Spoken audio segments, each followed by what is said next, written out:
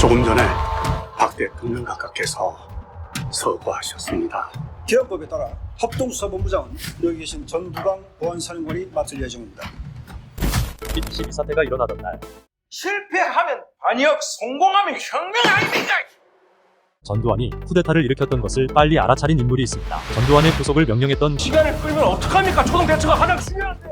김진기 헌병감, 그리고 구공수로 끝까지 전두환을 막으려 했던 특전사령관 정병주 사령관입니다. 정병주는 1949년 육사국기로 입교 후 바로 터진 6.25 전쟁의 일연대 소대장으로 참전합니다. 1967년 제1공수특전단장에 처음 오른 후 차지철과 친해졌으며 이후 1968년 군장 진급, 1971에서 1974년 제5보 병사단장을 지내다가 차지철이 대통령 경호실장으로 권력을 가지게 된 후 1974년 차지철이 정병주를 경호차장으로 선택, 대통령 경호실 입성 후 육군특수전사령관으로 임명, 이후 계속 특전사령관을 맡습니다. 김진기는 6.25 직전 남한으로 내려와 육사국기로 임관합니다. 이후 육관 간부의 교육과정 중 하나였던 갑종6기로 재임관합니다. 6.25 전쟁은 물론 베트남 전쟁 등의 참전, 1977년 헌병 대대장을 거쳐 3군 헌병참모, 가리고 헌병감실 차감에 이어 육군 헌병감으로 재직하게 됩니다. 김진기는 헌병과 인연이 깊었을 뿐 아니라 헌병의 역할이나 임무 수행에 뛰어난 군인이었습니다. 12 사태가 일어나기 일주일 전 전두환은 당시 하나회 소속도 아니고 자신들의 쿠데타에 걸림돌이 될 정병주 특전사령관, 대한민국 육군은 다 같은 편입니다. 장태환 수경사령관, 김진기 헌병감 셋을 묶어둘 계책을 세웁니다. 12월 12일 이들을 전두환이 술자리를 만들어 묶어놓은 후 그 사이에 정승화 육군참모총장을 불법 체포하려는 술책이었습니다. 이것이 바로 작전명 생일집 잔치였습니다. 12월 12일 셋은 연희동 술자리에 모여 늦는다고 한 전두환을 기다리며 술을 먹고 있었는데 이때 정승화 육군참모총장이 체포되었다는 이야기를 듣고 속았다는 것을 인지하고 자신의 부대가 있는 수경사 6번 특전사로 향합니다. 정병주는 특전사령부에 도착하자마자 무슨 일이 일어났는지 상황 파악을 합니다. 그런데 일은 상상 이상으로 벌어지고 있었습니다. 자신이 아꼈던 부하들 박희도 1공수특전 여단장, 최세창 제3공수여단장, 장기호 제5공수여단장이 전두환의 쿠데타 세력에 합류했다는 것이었습니다. 이에 정병주는 부대 파악을 한 후 당시 특전사 부사령관인 이순길 준장으로부터 1공수를 막으려 했습니다. 이때 장태환 수경사령관이 병력 출동을 하려 한다.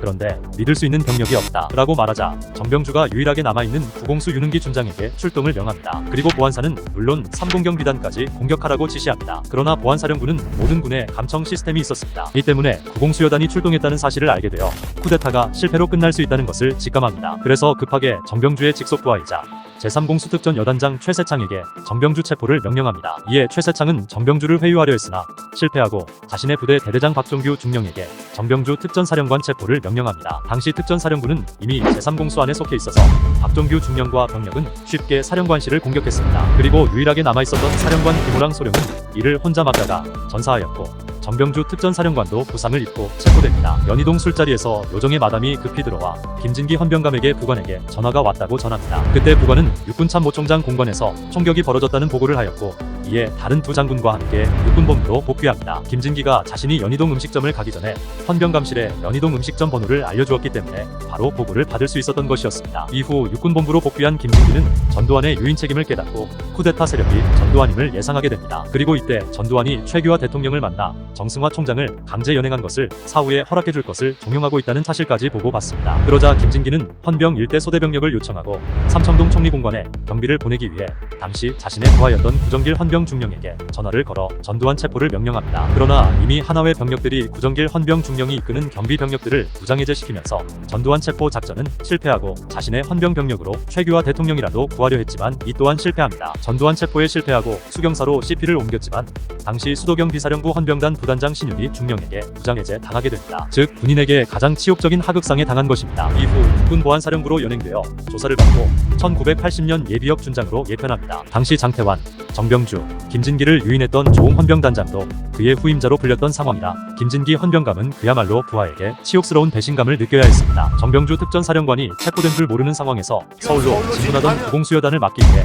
쿠데타 세력은 이려단을 움직이고 있었고 한편으로는 당시 윤석민 국방부 차관으로 하여금 두 공수여단이 서울에 맞붙는다면 그 피해가 엄청날 것이라며 신사협정을 제의했습니다. 이에 구공수여단은 진군을 멈추고 원대로 복귀했지만 이려단은 그대로 서울을 장악하며 쿠데타의 성공을 알렸습니다. 정병주 특전사령관은 자신들의 부하들에게 엄청난 배신을 당했습니다. 한때 무장공비를 막지 못해 보직해임을 당한 박희도를 무릎까지 꿇으면서 막아주었지만 박기도는 누구보다 앞장서서 쿠데타 세력에 동조했고 제3공수여단장 최세창은 심지어 정병주 사령관의 체포를 명령했습니다. 둘 다 추후 국방부 장관에까지 오르며 승승장구를 하게 됩니다. 물론 자신의 명령을 끝까지 따른 제국공수특전여단 유능기 준장과 자신을 지키기 위해 홀로 맞서 싸운 김우랑 소령은이 있었지만 유능기 준장은 12.12 사태 이후 경질되었고 김우랑 소령은 당일 흉탄에 세상을 떠나게 됩니다. 12.12 사태 이후 바로 강제 예편을 당한 정병주 사령관은 지속적으로 12.12 사태에 대한 부당함을 강조해왔고 노태우 정권이 들어선 1988년 10월 16일 밤 10시 정병주는 옷을 입고 후배들이 보자고 했다며 집을 나섰는데